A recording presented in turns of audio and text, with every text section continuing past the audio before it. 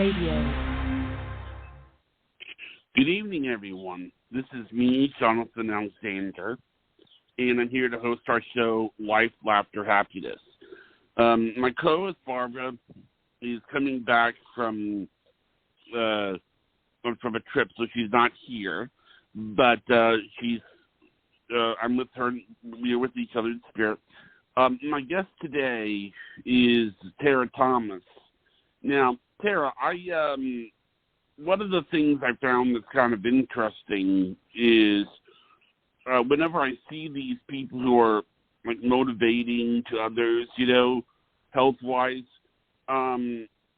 it's usually they're in a position where I think what the word is that you have more health problems than most people do. So, I mean, it's kind of like, it seems that it's sort of like you said that you lived with diabetes, that you have diabetes. And there's a lot of people who don't have anything, who don't have diabetes, and they look like they look like Olympic athletes, but then you do have it, and you look like an athlete yourself. I mean, do you feel that? I mean, because it says here, 31 years with type 1 diabetes, and that's so long. I mean, have they been able to? How has your diabetes affected you? I mean, is there anything they've given you to treat it, or do they know more than they did, say, 30 years ago when you had it? Well, first of all, I'm excited to be here, so thank you for having me on the podcast today, Jonathan. So thank you. But yeah, that is accurate. I've had type 1 diabetes for 31 years. I'm currently 48 and was diagnosed when I was 17 years old. Quite fortunate in the kind of the foundation of my health journey. My parents really developed this sense of looking at what's possible versus the problem. And, I started off from age 1 until 6 with a hip disease that I was physically disabled and in leg braces for that period of time in my life. And at that point in time, and then it just translated to when I got diabetes when I was 17, it was just about you go on with life, you do what you want to do. The healthcare condition or circumstance, whatever it was I was dealing with, is just navigated around. So I was really fortunate when diagnosed at age 17. I just have not held this attitude of it limiting me. And I honestly feel today in my life, 31 years later, that diabetes does not limit me in what I want to do. I can still limit myself, but it's not because of my diabetes. So I'm curious. Yes, sorry, go on.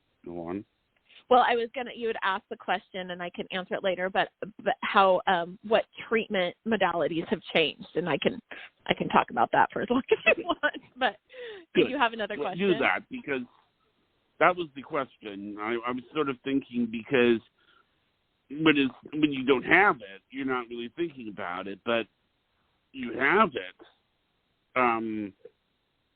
means that you must have some, what of an idea. I mean, I do know that, isn't diabetes usually associated with weight gain or weight loss or something? That is a great question. So there's a few different types of diabetes out there. Categorically, there's two that most often people hear, which is type 2 diabetes, which is about 90% of the population who has diabetes, which is where their body continues to typically make insulin, but the way that the body receives the insulin, I kind of describe it as a higher quantity of insulin is usually produced, but that quality of insulin isn't always metabolized or used by the body. So sometimes they can take some oral medications or use lifestyle intervention to sensitize the insulin they are producing to be utilized. With type 1 diabetes, we destroy the quote-unquote ingredients that would go on to make insulin in our bodies. So then I call it, like my kids know that I call it hormone replacement. So I have to inject subcutaneously, every day, all day long. I'm actually on an insulin pump, which delivers every few minutes, delivers a little microdose. So with type 1 diabetes, you are injecting the insulin that you need to sustain life. Often with type 2s can also inject insulin. So your team really look at the profile of the individual as to what they need, and can be a combination of oral medications, lifestyle intervention, injected insulin as a way to manage the diabetes. And often what they're looking at is glucose management. And insulin is, you need insulin to impact that, your glucose management. So often what happens go ahead.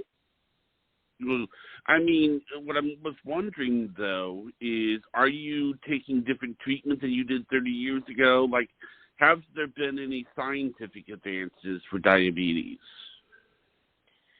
There have been significant amounts of medical device advancements. Currently, they're using elements of artificial intelligence in the medical devices, like the insulin pumps, and then we have a continuous glucose sensing technology, which has been fantastic. It's equally as important as the insulin pump advancements. And that's for if you're taking you're injecting insulin, you're taking, whether in type 1 or type 2 or whatever type, if you're using. They also have inhaled insulins. I currently don't use inhaled insulins, but some people will use that as well. And then the type of insulins have also evolved. What is interesting about that is even over 31 years, the cognitive load that the disease requires isn't necessarily less, but I'm going to state a caveat in that, and I'll explain it a little bit further. The artificial intelligence that's starting to show up now in some of these closed-loop systems, it's a hybrid system, and what I mean by that is the continuous glucose monitors, which are looking at the glucose level in the cells right beneath the skin and correlating it to a blood glucose level. They're using that information, that data, and then they're using some sort of software or platform to interpret that data to move and change the dosing of the insulin automatically without me telling it to, which is how the old insulin pumps. I would always program my pump. I would enter in ratios. I would manage the pump, where now there's an element of hybrid technology where it's taking on an element of the decision making, which now I would have to say that. What you're saying is, let me see if I can understand this correctly, not to cut you off, but the problem with the diabetes is that you can't predict what your blood level is going to be, so you don't know how to treat it. So it gets low, and then it gets high, and then you're kind of like not really sure, what it's going to be or what it's going to, and if they could predict it with 100%, you're saying that diabetes would be a non-issue, is what you're saying, right? It wouldn't necessarily be that it's a non-issue, because you're going to deal, if you had immediately acting insulin and dialed in technology that didn't have errors, then you would definitely find yourself living in the target of optimal blood sugar levels more often. Other kind of variables a lot of people don't take into consideration is there's upwards of 100 different things that are contributing to glucose levels, and it's just easy to look at movement and food, but stress levels, sleep, hydration, counter-regulatory hormones, the moon. I mean, there's all sorts of things that are contributing. Are you? So I have a question. Absolutely. Are you familiar with the type of diabetes called insulinoma? Insulinoma? Yes. I am not familiar with that type of diabetes. Well, help me understand. I don't know if it's a form of diabetes, but this story that I'm going to tell you you might be able to kind of explain a little bit about what it is that happened. There was a scary thing in our family, and I haven't really told the story often on the show, but I'm going to go ahead and tell you now because it involves my mom. She's fine right now, by the way, but But what happened was that it was Christmas Eve, and my mom is a pretty, altogether mentally, strong person. She's not the kind of person to do something weird socially or something that is a little bit odd, And Okay. what happened was that she woke up and she was out of it. And what happened was she almost walked upstairs in her underwear on Christmas Eve when everybody was there eating, lunch, Christmas Eve dinner with all the family. Which was odd behavior, according to kind of how you're describing it. That is odd behavior. Yeah, it's odd behavior for somebody who is, it's mentally out of character from her mom. So what happened was that they took, and I think she saw a little bit of double vision, I think, and this was years ago, and so they took her to the hospital, and they looked at her, and they found out that she had insulinoma, and they also, I think she had like a tumor that was removed in her stomach, and but I think that what I'm trying to say is it possible that insulin, if unregulated, could make you, say, see double or act strange or act weird or do things that are out of character? Well, with insulin, an event that can happen is hypoglycemic event, which is when your blood sugars drop.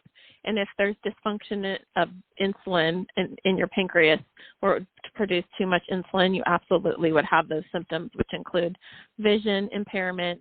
And that can actually also happen with a hyperglycemia event, which is where you have too little insulin.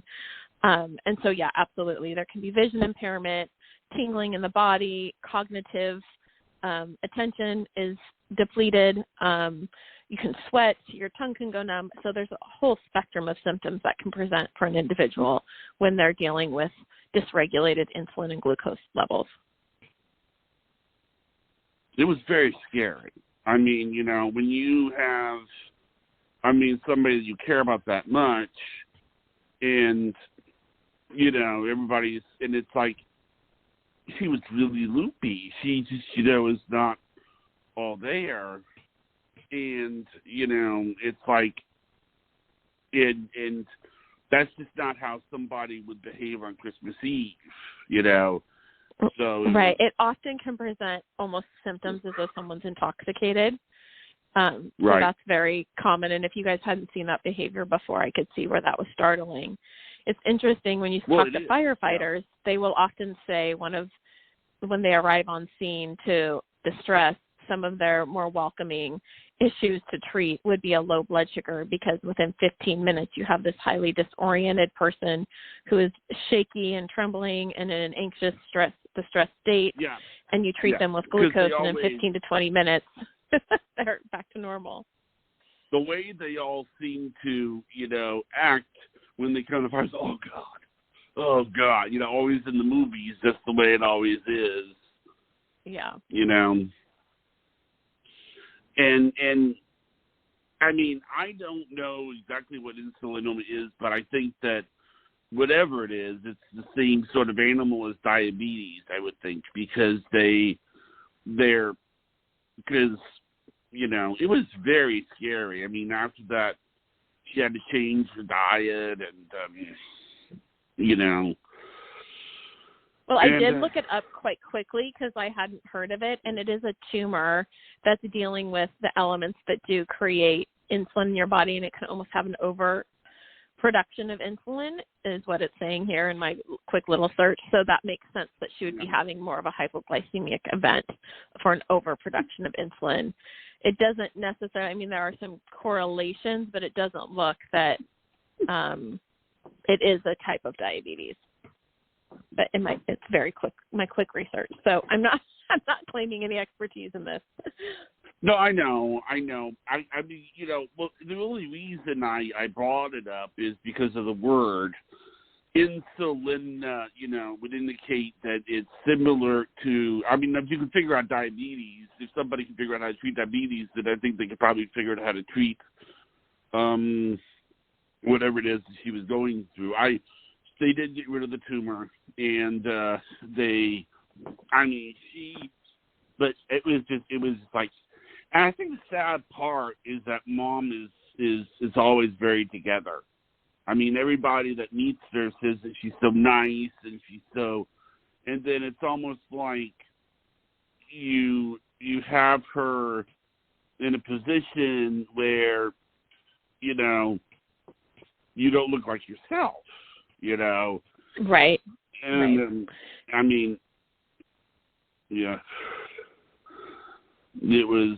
It's interesting you state that. I was working with a teenager yesterday who deals with hypoglycemic events.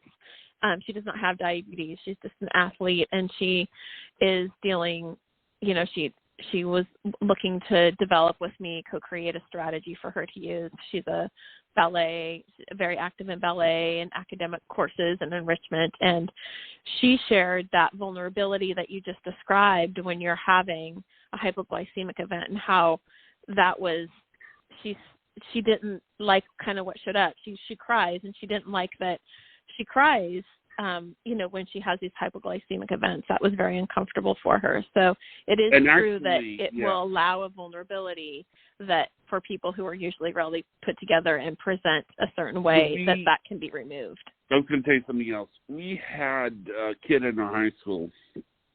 His name was Kip. He looked like the kind of kid that would just, pound you into the pavement.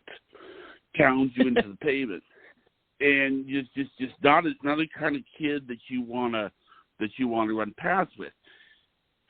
And he was diabetic. But see, here's the thing. Okay? Here's the thing. There were times when you would talk to him, and the guy had a volcanic temper. I mean, like, he could look at you from across the miles, like a mile away, almost like a couple of, like, halfway across the yard, and you'd be, like, in a car, and he would scream at you, "What are you looking at?" But then, other times, he was as gentle as a mouse. I mean, just the most gentle and delicate, and he would see me, hello, brother, hello, brother, just delicate as a mouse, gentle as a mouse, like somebody that you wouldn't think would hurt a fly. And he was like, his father was the chief of police for the state, and the kid would just go from extremes. So it's almost like you never really knew what to think with him, because you thought, is he someone that, is going to snap like Mike Tyson and go crazy, or is he someone, and I think also when you have, it's one thing to be diabetic, but it's another thing to be diabetic and be physically fit, like look like somebody that could take on 10 people, because it's like, I think what I'm trying to say is this, in a nutshell, is that if you get very, very upset, then, people will think, she's just getting very, very upset. If I'm getting very, very upset, then people will think, Johnny's just getting very, very upset. But if you look like Dwayne Johnson, and you're getting very, very upset, then people are like, oh, my God, And so I'm curious. I mean, with the people that you dealt with that were diabetes, and I'm talking about the ones that look like football players, is it a little scarier with them? Because, I mean, you know what I'm talking about, right? I mean... Yeah, absolutely. I mean, when you're anybody who has a physically dominant appearance with tendencies towards emotional dysregulation, that's going to be something that they would want to give attention to, whether you have diabetes or not diabetes. And there's all sorts of contributing factors to just emotional dysregulation. And though diabetes can be one of them, there's also a significant amount of other things. So for that individual, it would be to be looking at, what is within their control, what can they practice when they're not emotionally regulated, to then give them more confidence and trust to when they have those feelings surface.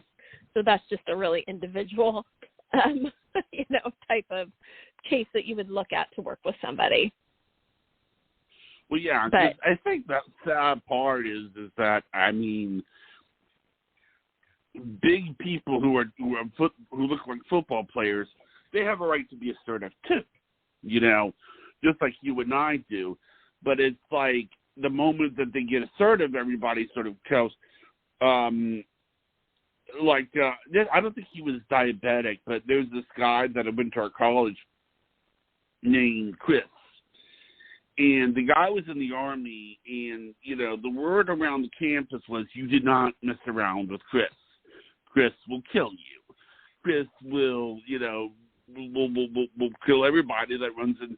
And it didn't matter who the other person was. If you named another person, But the one thing that everybody knew about Chris was that Chris would never hit a girl. He would never do it. A woman would be like yelling at him and screaming at him. He wouldn't do it. He just won't do it. And the thing is that a lot of people who would see him get mad don't know that. So when he would get mad, with his girlfriend, he would be screaming, back and forth at his girlfriend, but everybody who saw it knew that, he wouldn't do anything. It's just, but what I'm curious about, though, is have you ever had a situation where your diabetes has affected your emotions and made you a little bit not all there? Well, anytime you're dealing with glucose outside of an optimal range, you're going to have symptoms that present. And especially with a low blood sugar event, you're going to have more of that vulnerability exposed. I personally don't sense it with elevated glucose, but I do when I have a low blood sugar glucose event. I know for myself personally that I just need to dose with my treatment of carbohydrates and find a quiet, safe place for myself for 15 to 30 minutes until I start to see the trend of my glucose start to go back into my optimal range that I'm targeting for. So I personally, due to the desires I've had in my life, and as we kind of touched on early on, I tend to adventure into some wild places where some risks are higher. So I've absolutely prioritized making sure I have safe environments for when those, like when that exists, I am one to announce my diabetes. People know I have diabetes. It's not a limitation for me. I think I shared with you, I just climbed Whitney last week and I went with 9 girlfriends, and people didn't even really inquire about my diabetes per se because they knew I had it. And they knew if I needed any support or help that I would be vocal about that. And that's just my personality. So I've been fortunate in that I don't tend to, there are emotions that present, but I have such a foundation of how I treat when those go to that place that I just have a trust in myself. But I absolutely work with clients who are navigating that differently. They've had, whether it's traumatic events with low blood glucose or just different emotions that present, and they have to address that and any trauma that sets in, and that is real for some people, for sure. I also think that what happens is there is sometimes what will happen is peak disabilities. It's not really, I don't know if you and I were both on the boot camp last time. In April. Correct. But the second. Were you in April? Is that the one you were on? I was on in April, but I was also on another one back in, I think, October. And what happened, or actually it was August. And when I came on, I think the hard part is how do you tell people about your disability? Because if you mention it, then you are like sometimes, like, for example, learning disabilities. You're actually doing two things when you're telling someone about your learning disability. One, you're telling people how to communicate with you better. And two, you're telling someone how to make you look like an idiot. Because if you tell someone you're dyslexic, well, all they got to do to make you look like an idiot is just use a lot of big words and or if you have a disability about numbers, just talk about numbers. Or if you're blind, say things, when you're too far away, or if you're deaf, understand what I'm saying. So I told everybody that I was Asperger's, or on the autistic spectrum, and I was diagnosed with cerebral palsy. But I tell people that, so like, oh, okay, well, he can't, I mean, like, oh, the rocking. Okay, he rocks back and forth. Well, that's why. And obviously, when you have a diabetic thing and you get emotional, oh, well, that would make sense. I mean, does it feel differently? Do you sense anything like when the diabetes happens, or?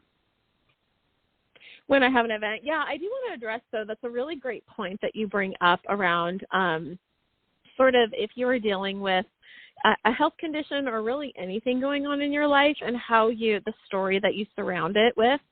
It's not entirely all that different than how Jen and Chris described it for the boot camp, which is really about getting clarity about the message you want to present and surround yourself with. And I think that's one thing that's really important for anybody dealing with any really life event that's significant and it's taking up a lot of cognitive space, or it's something that you have accommodations around or need. It's really getting a comfort and a clarity around the message that you're presenting with it. I personally don't, my story isn't sympathy grabbing either. I am very emotional based. I need support. I need someone to sit with me. I don't feel good. It's just very clear cut. Or, I'll be on a run with my girlfriends and I'll be like, I have glucose. I'm going to, hang back on the trails for 15 minutes. I'll either catch you guys later or regroup with you, or they'll wait back with me. So I'm very consistent in my messaging for myself for what my goals are, what I'm optimizing for. So one thing that I would suggest to people is just get really clear. If you are looking to be heard and validated in your emotions, that's going to come across in your messaging around whatever challenge or circumstance, situation, or condition you're dealing with. If it's, support you're looking for, or guidance or assurance, whatever that is, you getting clarity around that, just like you would messaging for a business, is going to help you when emotions get a little dysregulated or circumstances come up where you might need that help. So I think getting clear in your messaging and how you want to present yourself. Because I'm thinking, this is one of the things I've noticed, and I know that I'm sort of getting off topic, but not much.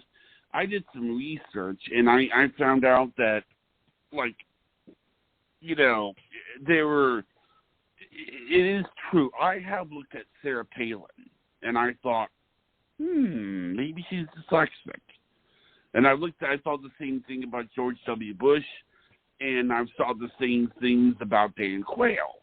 I mean, when you really think about it, being dyslexic would certainly explain the potato incident. It would explain it. I mean, but actually I think it was like he got it from a card or something. But anyway, that's beside the point. The point is that would these people get the help they needed if they told everybody that they were dyslexic? But then on the other hand, they're telling people how to make them look stupid. I mean, you understand? And it's kind of like you can tell someone who has, like, for example, with me, if you saw, I can type really okay, but my handwriting looks like I'm 4. So if you go by my handwriting, or here's another example, get back with the diabetes, there are certain things I would not ask you to do because you have diabetes, or I can put you in situations that's going to aggravate the diabetes, like make the diabetes really act up and flare up, and then this is not an ideal situation for you to be presented. You see what I'm saying? Well, I see what you're saying, but it's not anybody else's position to tell me what I do or I do not need, and it's not my expectation when I share my story how someone will or will not take it. That is theirs. So what they want to do with that information is theirs. They do not have the ability to make me feel stupid. Now, they can be unkind, they can lack compassion and empathy, and that is theirs. That doesn't have anything to do with the story and the message that I'm trying to deliver. And I have no expectation when I go to meals or restaurants, or I don't have limitations around my diabetes and what I live. I have a purpose and a way that I want to live and the message that I surround that with. And that's what I put out in my life. What people do with it or don't do with it is up to the people. I don't operate in a way with expectations for that. Now, let me ask an you example this. is, how do the people in your how does people in my life what? Oh, I was wondering, how do the people in your life detect, like, when you need help with diabetes, like your family, et cetera? So they don't detect it. I am very vocal about it, in that I am excellent at knowing the boundaries and limitations. I have the assistance of my devices that will either beep or alert me, and then I just state it out loud. An example, I was the primary caregiver to my kids when they were younger, and I breastfed each of them until they were over 2 years of age. And that put me in a situation where I was caretaking for newborns and a vulnerability. So I had to get really clear. I had to know to keep my sensitivities high, keep the support around me. I had to have glucose available in the different situations next to my rocking chair, on my person, in my glove compartment, on my bedside table. So if I got into a situation that created a lot of stress and I didn't have what I needed, that gave me information to modify it or adapt. So I don't, the people in my life don't tell me what I need. I am exceptional at stating what I need. So I understand. I just thought maybe they might, because they're around you so much, they might be good at picking up some things.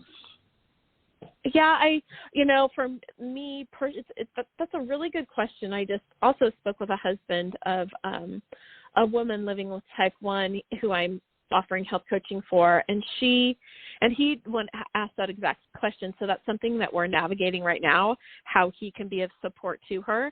And it's really individual in each relationship, what the two people are looking for as far as support and needs. Some people have a seeing eye dog for children or not a seeing eye dog, but a support dog that can sense, can smell low blood sugars before some of the medical devices can sense it. So each individual and family, they kind of put into their adaptations and their support kind of what they need. I've been really fortunate, knock on wood, with how I manage my diabetes and the needs around my diabetes. Now, I have a question. Have you ever treated somebody who has autism who has diabetes? I have never. I have a lot of, I do have health coaching clients that are on the spectrum, the autism spectrum, but none that have had the co-diagnosis of diabetes and autism. I think that would be really difficult because, with what you have, the key to dealing with it is being verbal. But, like, I was just thinking about my nephew, Alex. He, first of all, he's really strong. He weighs like about 240 pounds. And it's like nobody can really tell when he's going to have a temper tantrum, And, I mean, and you know how, like with them, things have to be a certain way, and if it's not a certain way, they get upset. Yeah, overwhelm can set in inconsistently and quite easily. I mean, wow. But the ones that you treated that were on the spectrum, what was that like? Well, I don't, it's not, my coaching method has an element of a fairly simple framework, and it has so much more to do with the individual and what they're desiring. And when I support and guide people, I'm coming from this rooted place of desire within them. And so it's just meeting them where they are, getting into experience with them, and then together we co-create a path to get towards what they desire. And as things unfold and old patterns surface, we look at them with curiosity and compassion. So the person presents their own deck of cards in their work with me. So I wouldn't say that there's anything unique about working with someone on the spectrum versus someone off on the spectrum, in that it's still the same process. It might have different branches to it, but it's really looking at that sensory funnel of looking at the base of the sensations and the emotions, letting go of executive functioning, and really looking at the basis of overwhelm, which is often getting into that defense mode. And people on the spectrum, it's where they go to, it's where they've been patterned to go to, because things in their environment just trigger those sensations into overwhelm so often. Yeah. I mean, yeah, because just like my nephew falls into the category of, somebody that you don't want to mess with because he's very, very strong, And right. And so, one thing we could have started with health coaching is, kind of what is it? It's a new and emerging field. And health coaching, people come to me looking for support in typically one of the domains of health. They might not have it that specified, but that's sort of what we unfold and work on together. And if someone has a desire to look at something for themselves, that's where I go with my clients. I look at that desire. There is power and energy in that desire. And where I really take people, and it's kind of something that we spoke to on our call before, is I use the adventure mindset, which really puts one in the position of possibilities versus focusing on the problems. And when you start looking at what's possible, you kind of start forgetting about what the problems are. Right. So it just helps move people and gain momentum towards what they want in their life. Well, a good example about that towards my nephew, because my guess is that I'm saying this is I think you don't just deal with people who have diabetes, you probably deal with people who have other things too.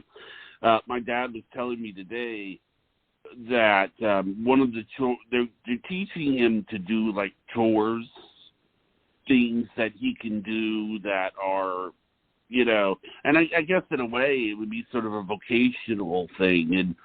And when you really think about it, even though he is like nonverbal and autistic, there is something about what my father was telling him, that if he was to just own, a lot of people who would be like, oh my God, I want this guy working for me. Because what happens is he, one of his chores at the place was where he goes to is he feeds the horses and he washes the windows. They teach him how to wash the windows. But what happened was that he came home, I think it was like 9 o'clock at night, and he wanted to wash the windows really badly. Otherwise, he was going to have and when you really think about it, that's actually kind of productive of him.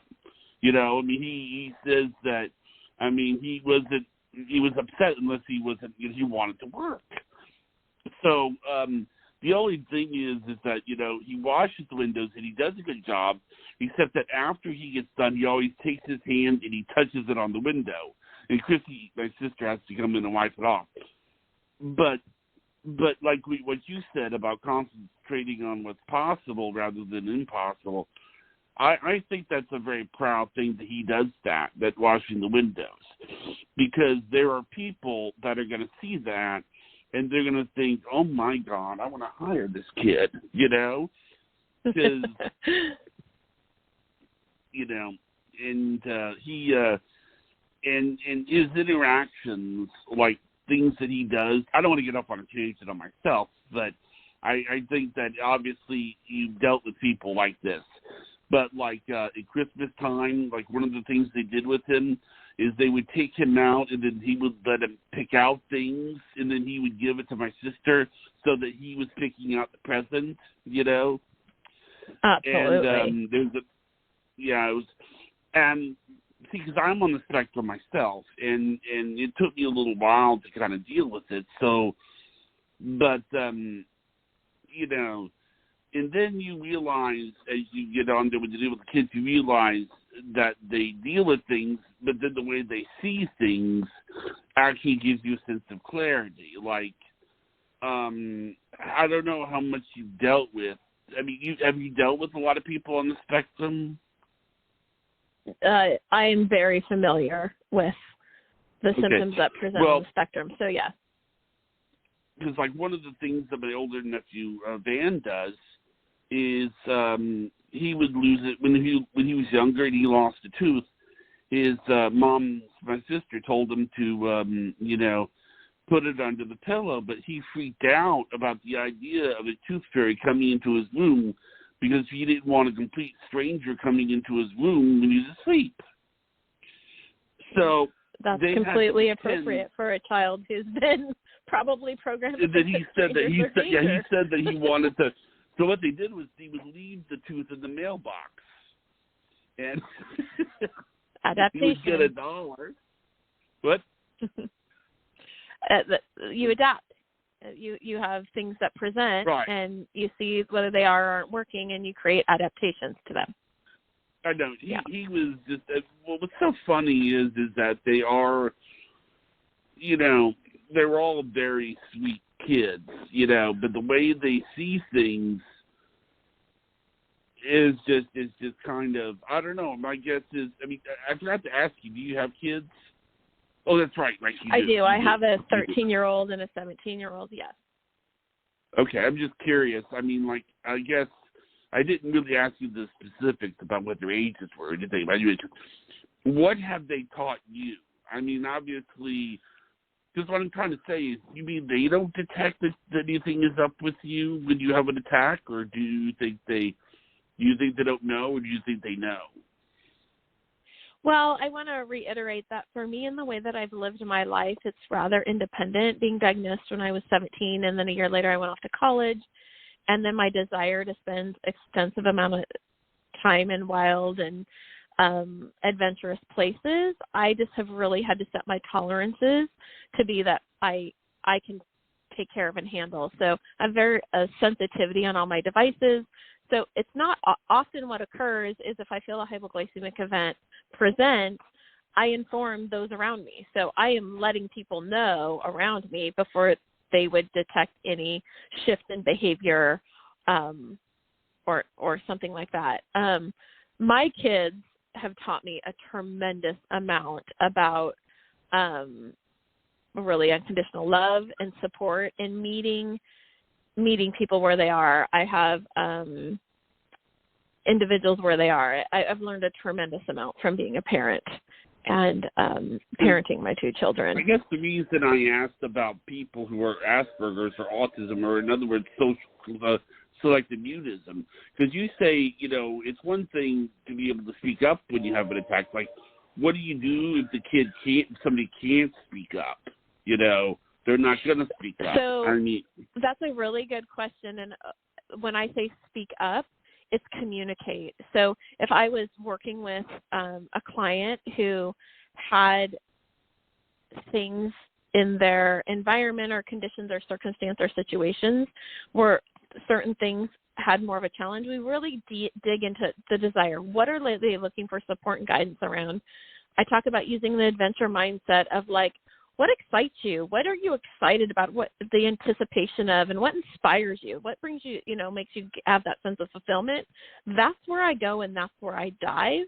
And I use that as a platform to assist in the other areas where there's constant challenge. So it's a mindset shift for people. And so it comes down to communication. So it really depends. I mean, if you want to give me a specific example, I'd be happy to. We could sort of dialogue around how I would approach that. It's just like, I guess the reason is because I was talking to you, an example of, what do you mean by an example? So if there was someone I was, my coaching is done verbally, so that would be completely new for me to explore how to work with a client in a nonverbal realm, which would not intimidate me. I would welcome that opportunity. See, like, for example, and then I would just go there. I think selective mutism, for example, and I'm not really that familiar with it, but there's some people the words just don't come out. I mean, or if you know, like my nephew, if he were diabetic, he would probably have a tantrum before he would say anything. So then, you know, I mean, then it's just looking at the experts in their support realm. I'm not an expert in looking at, you know, I'm not a therapist or an aide or something like that. I'm looking to help people take their desires in health and bring them towards those desires, co-create a path to get there along with them.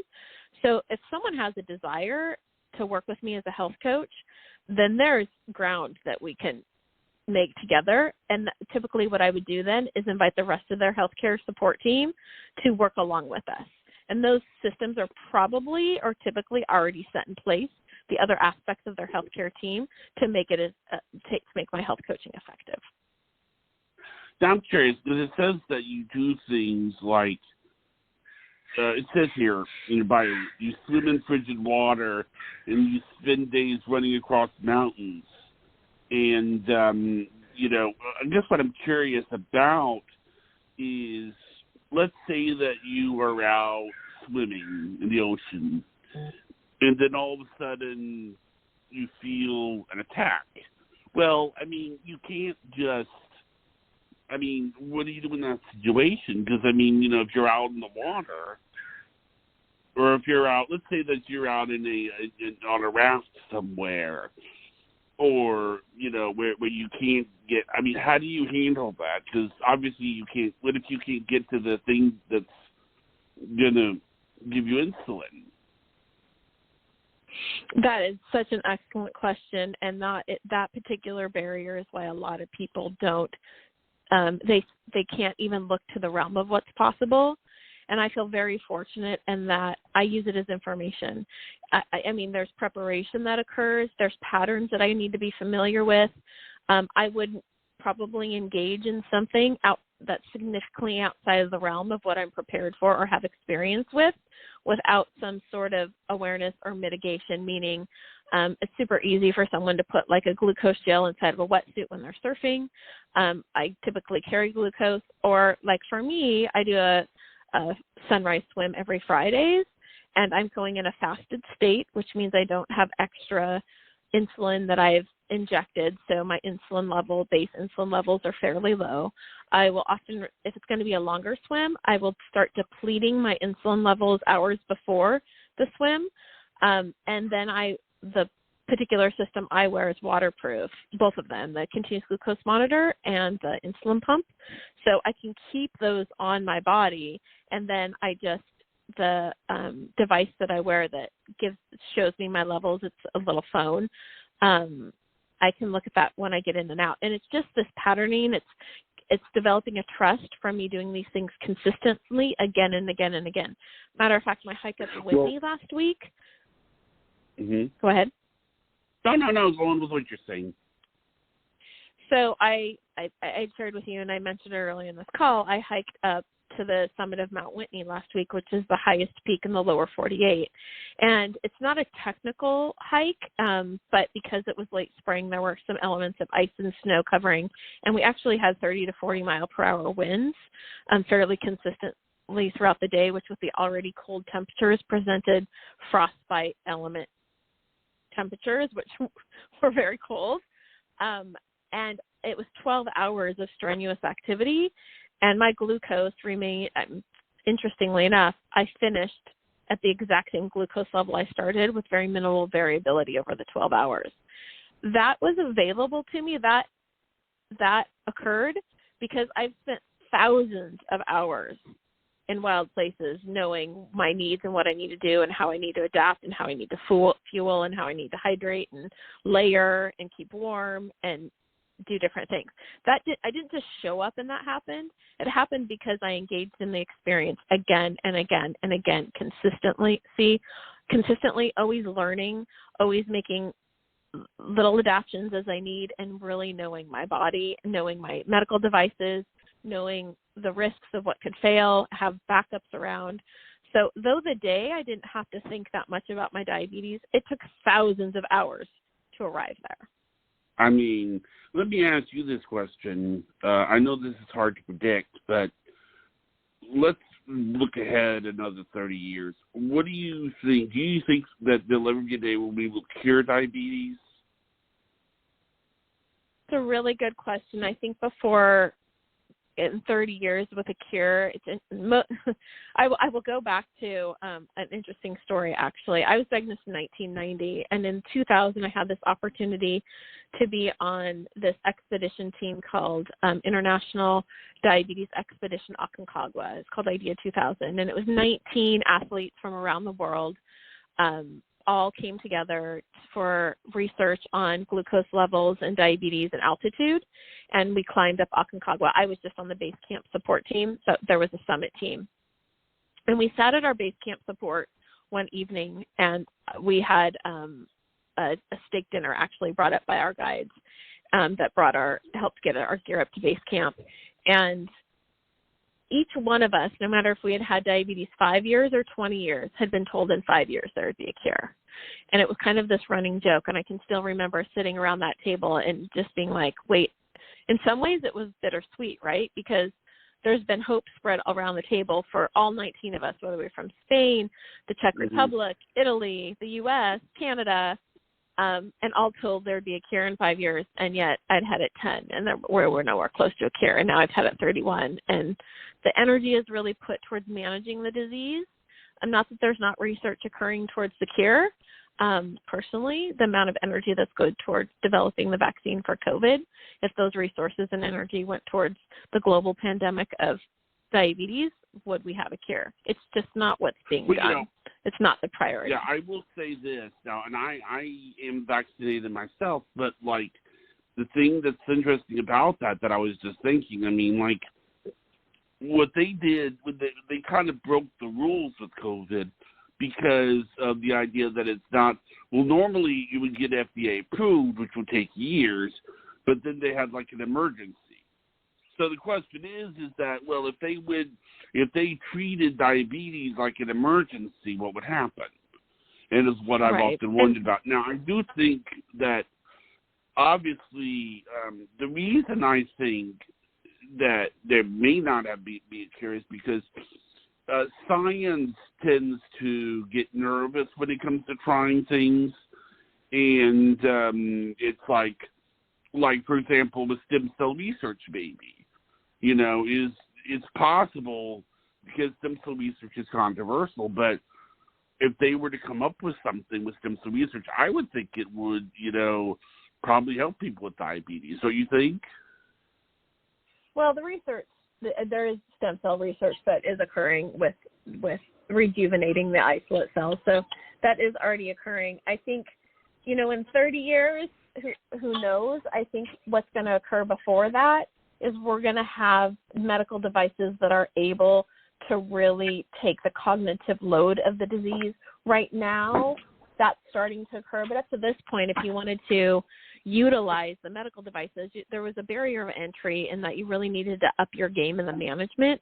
So you really had to be participating in the troubleshooting and the risks if the medical devices failed, and some of that is being curtailed currently with the advancements, and now some of it's starting to take the cognitive load off with artificial intelligence. So I think we're going to see that trend, and so before a cure, what's going to happen is we're really going to figure out how to more optimally normalize glucose levels and have these medical devices intervene before people have these hypoglycemic events. That's already like HIV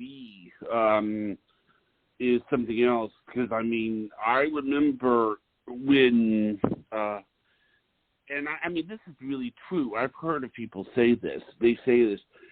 They will, look, I don't know if you've heard this or not, but they'll be like, how come Magic Johnson isn't dead yet from HIV?